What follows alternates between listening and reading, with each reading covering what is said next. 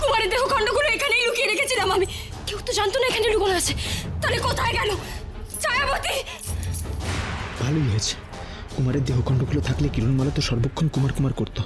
ওই দেহখণ্ডগুলো কিরণকে আমার আপন করে পাওয়ার পথে বাধা ছিল। ওগুলো বিনষ্ট হলেই তো আমার ভালো। ছায়াবতী, আমি কুমারের দেহখণ্ডগুলো এখানেই রেখেছিলাম। তুমি রেখেছিলে না তো কিরণমালা? কুমারের দেহখণ্ডগুলো না পেলে আমি প্রাণ ত্যাগ করবো। কোথায় গেল? তুই তো রেখেছিলাম এখানে। কিরণমালা কোথায় গেল? তোমার মনে আছে আমি বেরোবার আগে ওইখানে দেখে গেছিলাম, এখানেই ছিল। তুমি শান্ত হও, আমি দেখছি। তুমি কিভাবে শান্ত হবো? আমি আমার স্বামীকে ছাড়া আমি বাঁচবো না, কুমারকে ছাড়া আমি বাঁচবো।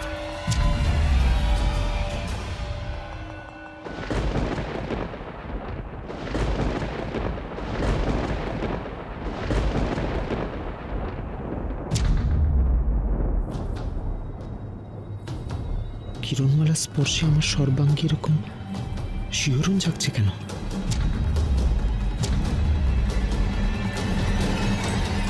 প্রভু, প্রভু, আমি ওকে শয্যায় শুয়ে দিচ্ছি। তুমি যাও, আমার অনুচরদের বলো ডঙ্কারের আদেশ তারা যেন চারপাশটা খুঁজে দেখে কোথায় কিরণমালার স্বামীর দেহখণ্ড। তুমি তোমার পাষাণ খণ্ডিত স্বামীকে এত ভালোবাসো কিরণমালা, আর তোমার সামনে যে আছে তাকে তোমার চোখেও পড়ছে না।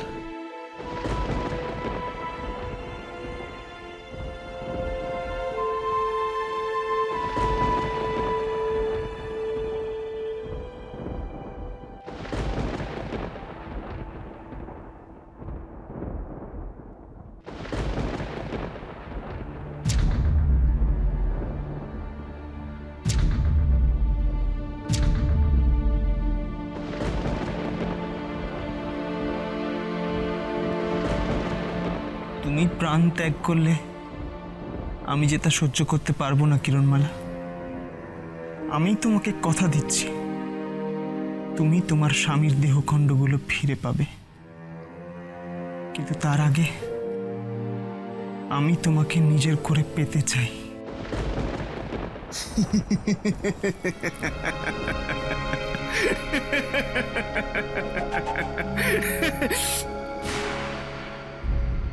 ডঙ্কারের বিনা অনুমতিতে ডঙ্কারের রাজ্যের একটা ধূলিকণাও স্থান পরিবর্তন করতে পারে না।